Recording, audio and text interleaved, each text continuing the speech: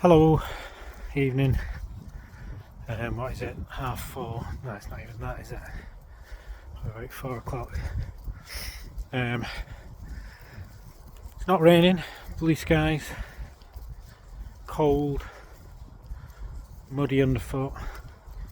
But I need to bring the dogs out for a walk, and I need to walk. I'll be honest with you, struggling a bit.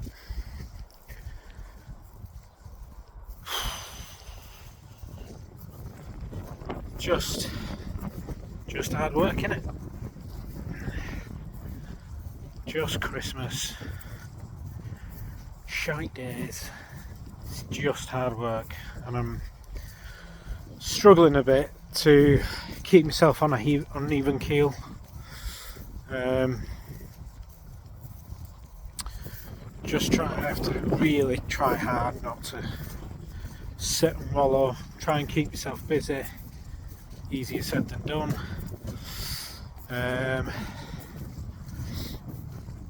But you know,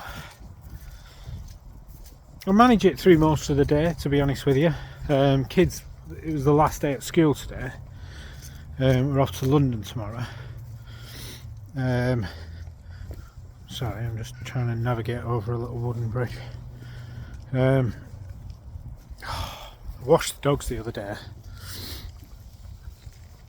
And now, look, they're absolutely filthy again. Yeah, well, there's dogs in it. And they're just running through mud. Wankers. Yeah, kids' last day at school today. So, I don't know whether it'll be easier or harder when they're off school, keeping myself busy. I don't know. One more day close to Christmas, which means one more day close to getting those decorations down and trying to move on.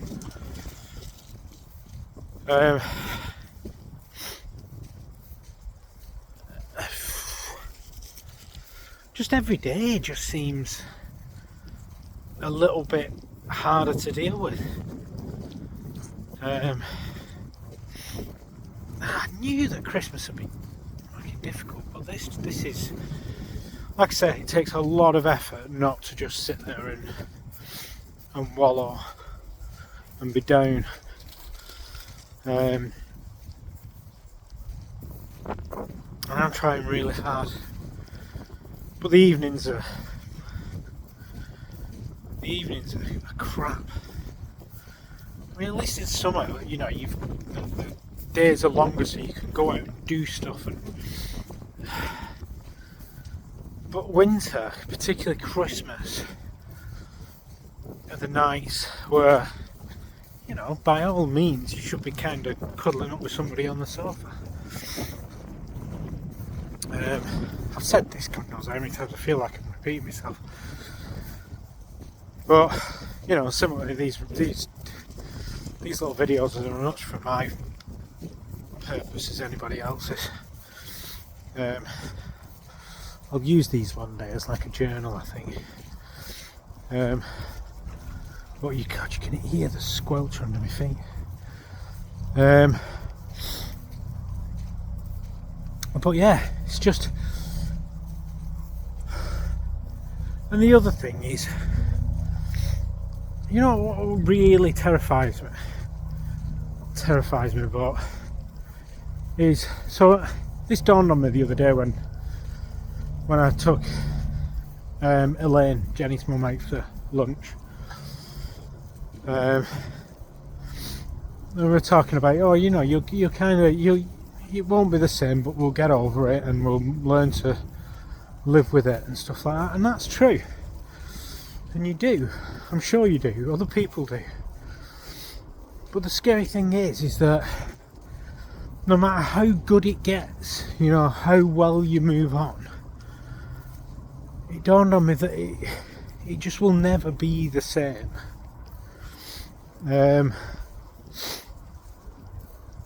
Yeah. I made the mistake the other day of, I say I made the mistake. weirdly, I turned on my phone. Like, you know, you just pick up your phone and you open it. And I picked up my phone and opened it, and it had opened on Jenny's messages, right? So, I mean, I never use messages, you know, like text messages. I use WhatsApp or Messenger or anything other than that. So I never use messages.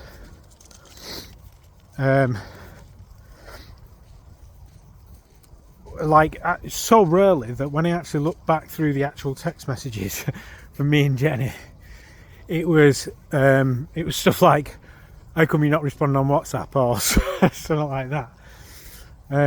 But the last message on that was just a message from Jenny saying, I love you, X.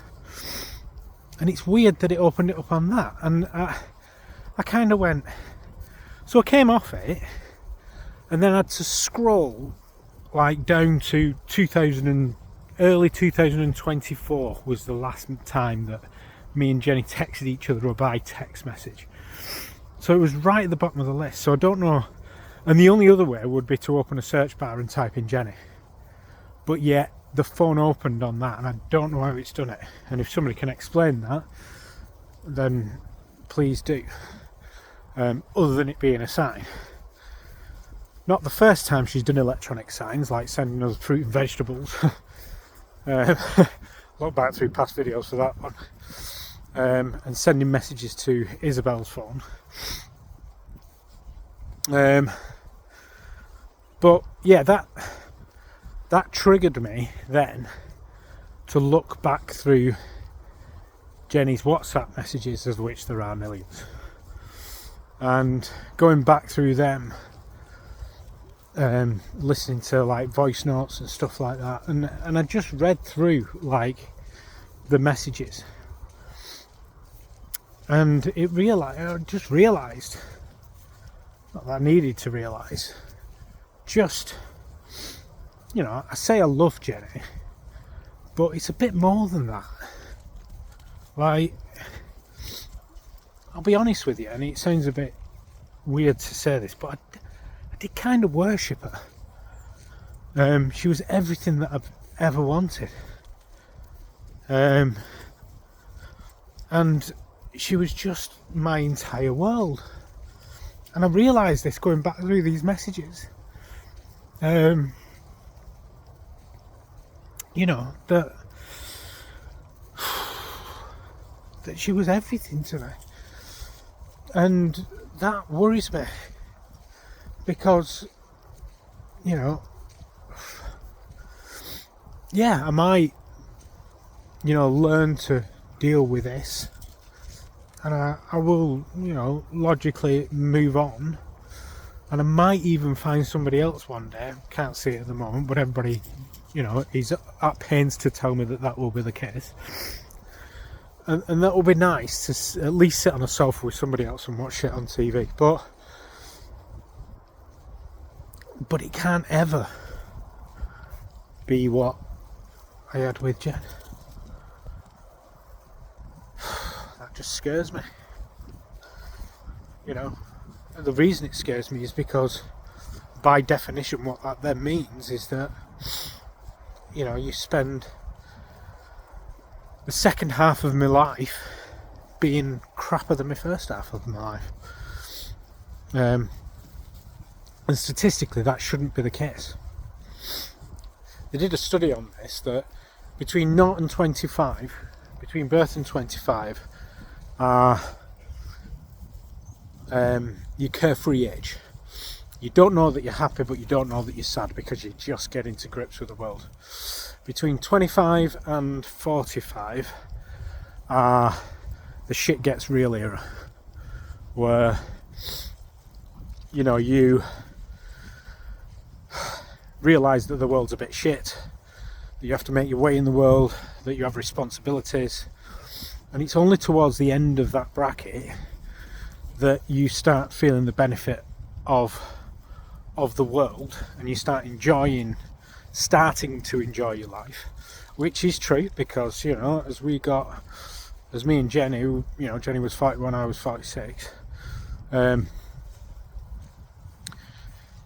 You know, the definitely the last 5 to 10 years of our marriage really, you know, before we were just kind of surviving, but we really began to enjoy the life we had. And then they say, you know, from 45 to your death is, ironically, even though you're old and you're at your weakest and your unhealthiest, are the happiest years of your life. It's supposed to be, because you've gone through all the mill and now you've found your person and you grow old and you know, and enjoy life together with them. And I look at that now and I realise that I've had that robbed from me, in all likelihood. You know, that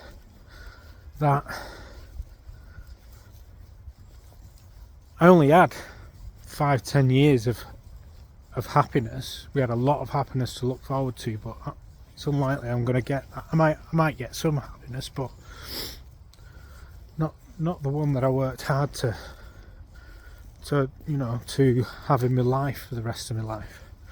And that's a bit of a shit thought, really, isn't it? That,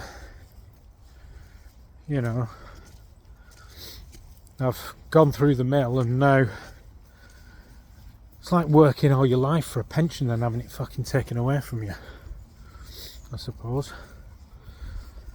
And then having to carry on grafting into your old age. Luckily that's not my position financially, but emotionally it is.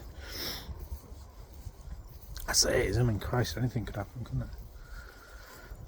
I don't know, just little thoughts like that are really dragging me down at the moment, perpetuated by long dark nights alone. I'm sick of fucking being alone. I'm sick of sitting on that sofa alone, turning on the TV going, what shite can I watch tonight?